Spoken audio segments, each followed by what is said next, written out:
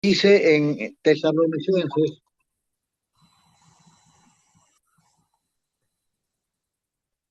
primera de Tesalonicenses 5:17, dice, orad sin cesar. Esta mañana quiero hablar con ustedes, quiero conversar, hermanos, con ustedes sobre la oración. Nosotros los adventistas, los cristianos, los hijos de Dios, hemos sido enseñados aún por Jesús cómo debe ser y cuán necesaria es la oración, cómo debe ser y cuán necesaria. Hermanos, vamos a comenzar planteando lo siguiente. ¿Qué es orar?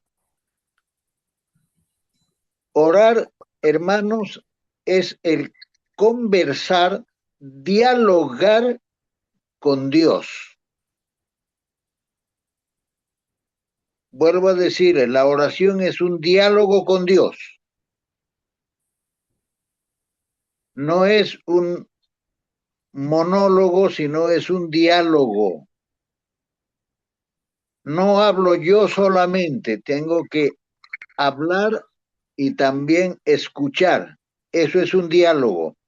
Cuando nos encontramos con un amigo, con un familiar, con un hermano, y comenzamos a conversar, la conversación o el diálogo es de ida y vuelta.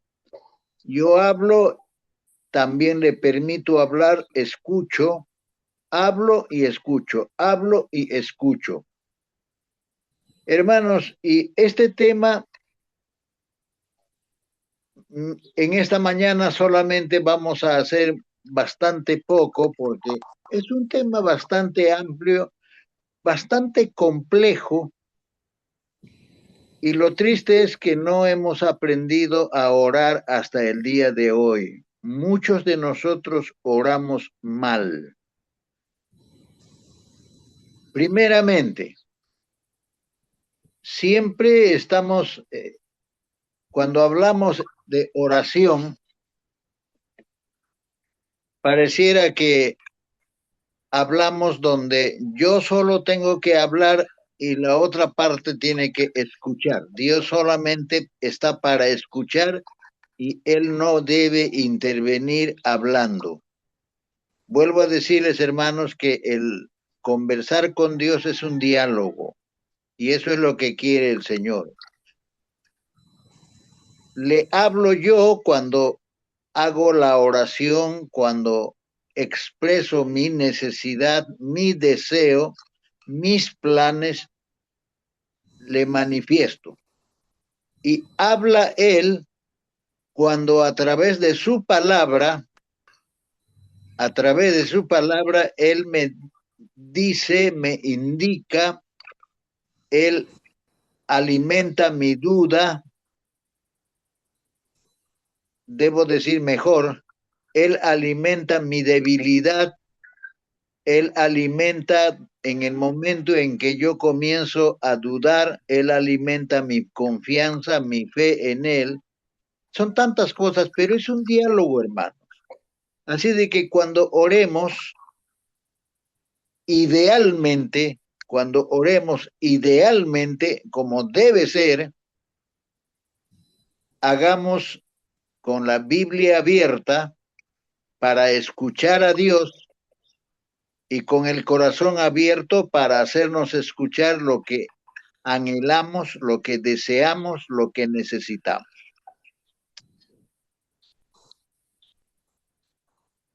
Hay cosas, hermanos, que en nuestro quehacer de la iglesia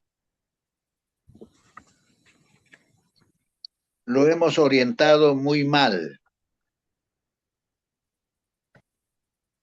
Hoy en día la iglesia programa actividades de oración, no sé cuántas madrugadas de oración. La iglesia programa ayuno y oración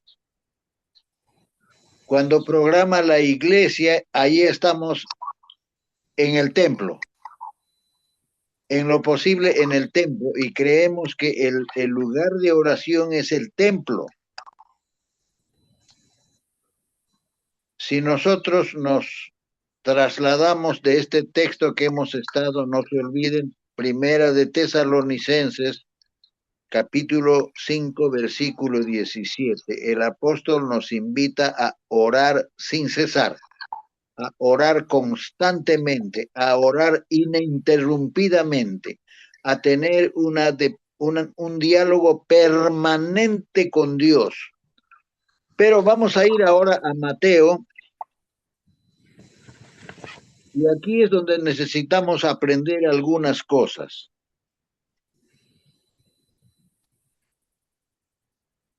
Capítulo 6 del Evangelio según San Mateo. Y ahí nos vamos a detener con la Biblia abierta.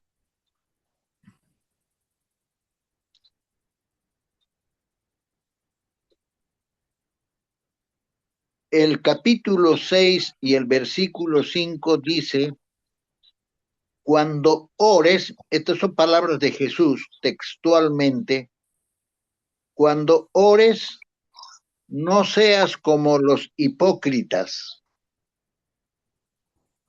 Hasta ahí nos gusta, ¿verdad, hermanos, leer? Cuando ores, no seas como los hipócritas. Y acá viene lo malo, porque ellos aman el orar de pie en los templos, en las sinagogas.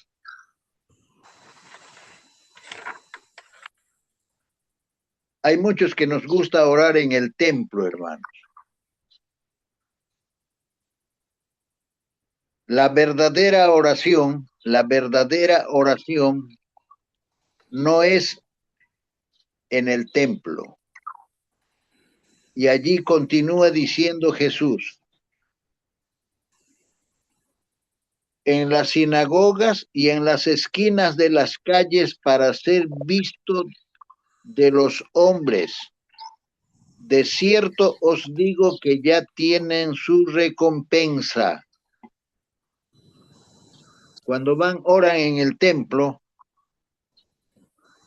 los que oran, dicen, en el templo ya tienen la recompensa. ¿De quién tienen la recompensa? No de Dios, de sus compañeros, los miembros de iglesia, de los demás, en otras palabras, de los demás seres humanos. Porque ya aquellos dicen: wow, qué lindo ora el hermano fulano de tal, ya tiene, solamente para ser escuchado y ser reconocido por los demás miembros de iglesia, al extremo de que algunas iglesias ya tienen señalado a fulano, vengano, son solamente ellos los que oran. Hay iglesias donde he visto solamente una hermana sube a la plataforma para hacer la primera oración en la hora del culto divino. No van a cambiar otra persona, es la misma persona. Hay un hermano en otra iglesia virtual, parece que lo han contratado y debe cobrar bastante, pero el hermano solamente se encarga de orar en las reuniones que tienen en esa iglesia virtual. Queridos hermanos, no es el templo, vuelvo a decirles, el ideal para orar. ¿Qué dice Jesús? Versículo 6 más vamos a leer. Mas tú, cuando ores, entra en tu aposento y cerradas las puertas, ora a tu Padre que está en secreto, y tu Padre que ve en lo secreto te recompensará en público. ¿Dónde es la oración que Jesús indica, hermanos, que debiera hacerse? No es en el templo. Al templo van, dice, los hipócritas. a orar. Cuando ores tú, entra en tu aposento, en tu cuarto, en tu habitación, en tu sala, no sé, pero cerradas las puertas, ora a aquel que te escucha en secreto. Esa es la verdadera oración. Jesús nos ha enseñado. Yo no necesito interpretar. Algunos dicen hay que interpretar la Biblia.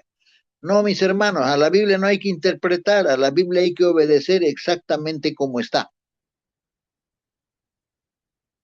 Por lo tanto, esos intérpretes de la ley van a hacer torcer, ellos van a torcer primero su doctrina y luego van a hacer torcer a los demás. Así de que no es bueno interpretar. Acá yo no estoy interpretando, solo estoy leyendo las palabras textuales de Jesús. Versículo 6. Vuelvo a leer, mas tú cuando ores, entra en tu aposento y cerradas las puertas, ora a tu Padre que está en secreto y tu Padre que ve en secreto te recompensará en público. Así de que ya, hermanos, hasta acá el planteamiento.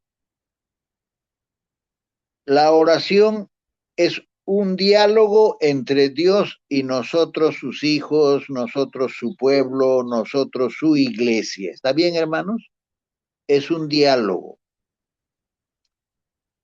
Ahora, individualmente, hermano, no dice allí, agarra 10 hermanos, 20 hermanos de la iglesia y enciérrate en tu aposento.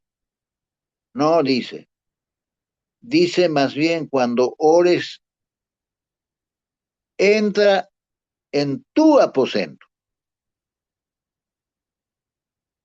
Hay algunas familias, muy lindo, hay algunas familias, cuando edifican sus casas, diseñan edificando una salita especial de oración. Allí realizan el altar familiar de la mañana, el culto matutino, el culto de la tarde, en familia, pero ese cuarto está bien ambientado, en zonas de frío con alfombra, una mesita, una Biblia, eh, está siempre limpio, ordenadito y arreglada. El momento en que algún miembro de familia de la casa quiere orar a solas con Dios, entra a ese lugar, cierra por dentro y allí está cerrado orando, está conversando con Dios, está diciéndole lo que él siente y está leyendo lo que la Biblia alimenta para poder fortalecerse, para poder encontrar lo que él anhela. Hermanos, no todos tenemos ese gusto de hacer un ambiente tal, pero tenemos nuestro dormitorio, tenemos nuestra sala donde podemos encerrarnos también y poder orar a solas. En la Biblia hay personajes en el Nuevo Testamento, en el Antiguo Testamento, que han orado bastante, pero la oración no es programada. La oración no lo programa la iglesia, la oración no lo programa la unión, la misión o la asociación. No, hermano. La oración es el momento que tú necesites, que tú requieras sentarte, encerrarte con Dios y contarle las cosas que tienes en tu corazón. Esos programas de oración diseñados por la organización no tienen validez, hermano. No tienen validez. Peor si lo hacemos en el templo. Peor si lo hacemos en el templo. Es a solas con Dios. Hay un cántico en el himnario adventista que me gusta. Dice así: a solas al huerto yo voy, cuando duerme aún la floresta, y en quietud y paz con Jesús estoy, oyendo absorto allí su voz. Él conmigo está, puedo oír su voz y me dice que suyo yo soy, y el encanto que hallo en él allí con nadie podré tener.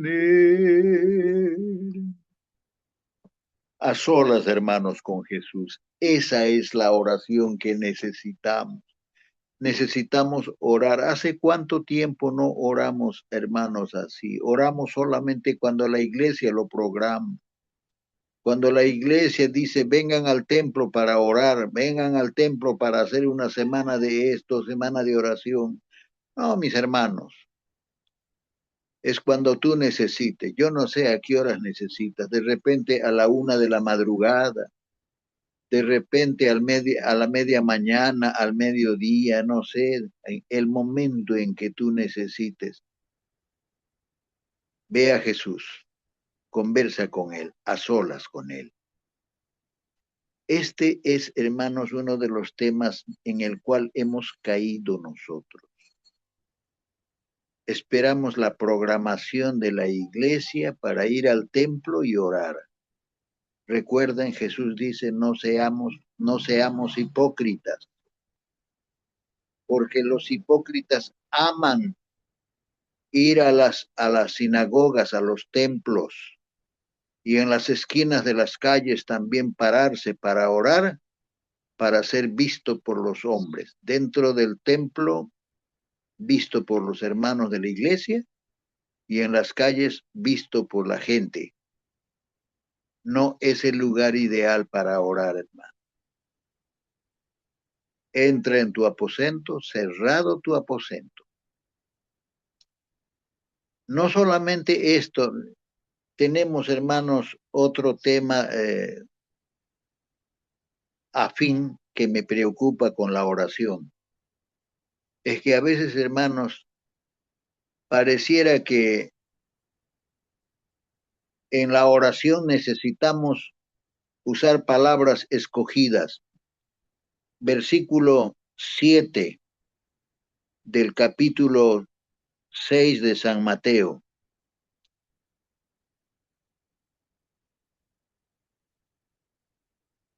Versículo 7. Orando, dice Jesús, no uséis vanas repeticiones como los gentiles que piensan que por sus palabrerías serán oídos. No os hagáis, versículo 8, pues semejante a ellos, porque vuestro Padre sabe de qué cosa tenéis necesidad antes de que vosotros se lo pidáis. No necesitamos, hermanos, buscar palabra. Hay hermanos, conozco a un anciano de iglesia que ya quiere ser de los ángeles que aparecen en Apocalipsis, que tienen 6 alas. Santo, santo, santo, dicen los ángeles, ¿eh? Y entonces hay hermanos que oran de esa manera, santo, santo, santo. Jesús no enseñó de esa manera el orar. Tenemos hermanos también que oran y buscan palabras que ni ellos entienden, pero buscan unas palabras, hermanos, no sé de dónde lo rebuscan para poderlo mencionar, es para que digan, wow, cómo habla el hermano en oración, cómo sabe esas palabras. No, mis hermanos. El camino a Cristo, Elena de White dice que el orar es el acto de abrir nuestro corazón a Dios como a un amigo. Y cuando yo me encuentro con mi amigo no tengo que rebuscar palabras. Ahora hay otro, repiten hermanos, Padre, Padre, Señor, Padre. Y comenzamos a repetir una y otra vez las mismas expresiones, las mismas frases. No, mis hermanos. Cuando yo converso con un amigo, no cada rato le estoy diciendo su nombre. Igualito es conversar con un amigo. No necesitamos cada rato, hermanos, estar ahí mencionando Padre, Señor, Padre. No, no. Bien claro Jesús enseñó, Padre nuestro. Y luego todo lo que necesitamos expresar y nada más. Eso es nuestra oración. Ahora, hermanos, necesitamos darle espacio para que Él nos hable. Vuelvo a decirles, Él tiene que hablarnos y Él va a hablarnos a través de su palabra. Ese es un diálogo, esa es una conversación con Dios. Y no solo eso, tenemos que hablar más todavía de otro temita que aparece allí en esto. Es que, hermanos, a veces pareciera que el que ora, muchos hermanos cuando oran, le hacen un estudio bíblico, le dan un sermón de esos al Señor. Le repiten textos, le sacan un texto de acá, le sacan otro texto, tu palabra dice aquello, tu palabra, Señor, dice aquello. No sé si queremos convencerle con un estudio bíblico o con un sermón a Dios. No, mis hermanos, esa no es oración. Le mencionamos textos bíblicos, parecemos ya Satanás. Recuerdan que Satanás, para poderle tentar la tercera tentación, le dice, porque, porque tu palabra dice que mandará a sus ángeles y no tropezarás. Y le ha tratado de convencer con texto bíblico a Dios para la tentación. Y a veces parecemos el diablo, porque queremos convencerlo a través de textos bíblicos, a través de recorrer las páginas de la Biblia para convencerle a Dios que nos escuche, nos atienda nuestros petitorios. No, mis hermanos, a Dios no necesitamos armoniarle. Por eso digo, tan mal estamos como iglesia que no sabemos ni orar, hermanos. Pero y rogamos un título, sacamos pecho.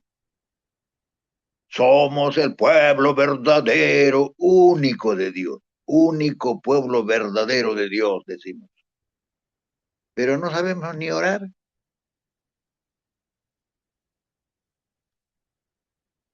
Ojalá, mis hermanos, que estas cosas nos ayuden a cambiar, nos ayuden a detenernos en la vida un momentito y pensar si estamos actuando adecuadamente conforme el Señor ha enseñado.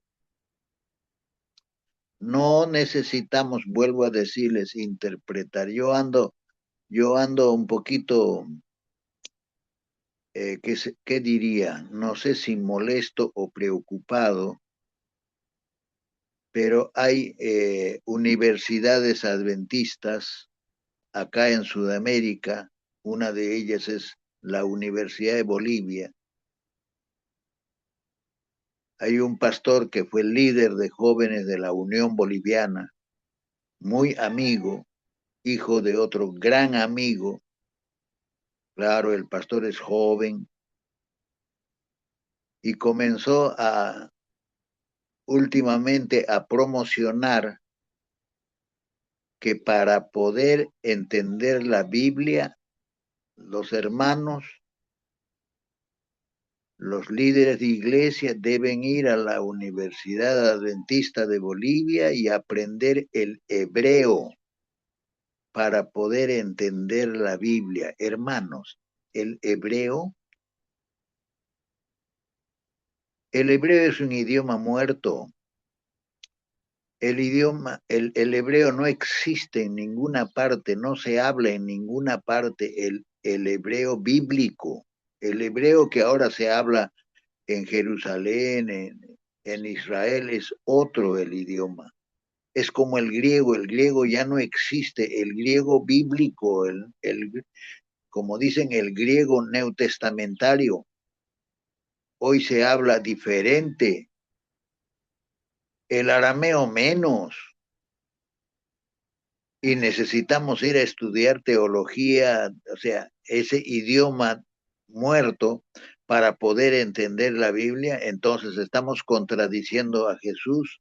Jesús en el capítulo 16 de San Juan dijo que cuando el Espíritu Santo venga, Él os guiará en toda la verdad. Tenemos que sacarnos de la cabeza, hermanos. No le creamos a los teólogos todo lo que ellos digan. Yo soy un teólogo, pero hermanos, les digo aún yo, la teología no es demasiado útil, hermanos. Es una herramienta, sí, versátil de trabajo, sí, de orientación de un cometido misional, sí, pero de ahí a que sea indispensable para poder entender la Biblia, no, y no. Queridos hermanos, vayamos con corazones abiertos, contritos, a Jesús, y Él nos pondrá bajo la influencia y el poder del Espíritu Santo, quien nos ha de guiar, y como Él dijo también, y todas las cosas que yo les he hablado, Él os hará recordar, el Espíritu Santo os hará recordar. Tenemos, hermanos, el Señor ha previsto todo para poder solamente rendirnos a Él, someternos a Él, de rodillas tipo Tomás. Nos gusta de Tomás solamente decir, es el único discípulo incrédulo. No, la segunda parte de su experiencia a mí me encanta. Cuando en la segunda vez que Jesús apareció a sus discípulos, ahí estaba Tomás. Pero Tomás más antes había dicho que si no viere y tocare su herida, yo no voy a creer. Y cuando Jesús allí se encontró con Tomás, le dijo, mete tu dedo a la llaga. Y Tomás no metió su dedo. Lo único que hizo es caer de rodillas ante Jesús y le dijo lo maravilloso, estas palabras son preciosas, Señor mío y Dios mío. En eso le estaba diciendo, Señor, yo soy débil, yo soy malo, soy pecador, pero si tú eres mi Señor y mi Dios, si tú gobiernas, en otras palabras, mi vida, seré triunfador, seré otra cosa, seré grande. Sí, hermanos, solamente con todos nuestros defectos vayamos, postrémonos de rodillas ante Jesús y Él nos guiará, Él nos enderezará, Él nos fortalecerá, Él hará de nuestras vidas vidas victoriosas, vidas, hermanos, que que un día vivirán por siempre con Jesús. Que Dios nos bendiga, hermanos. Vuelvo a decirles, solamente hemos hecho casi una introducción de este tema maravilloso, pero distante de una realidad en nuestras vidas. Que Dios me los acompañe y que este día sea un día donde podamos buscar siempre a Jesús, dispuestos a poder aprender de Él, dispuestos a ser guiados por Él, dispuestos a ser fortalecidos por su amor, su gracia y su misericordia. Que Dios los bendiga, hermano.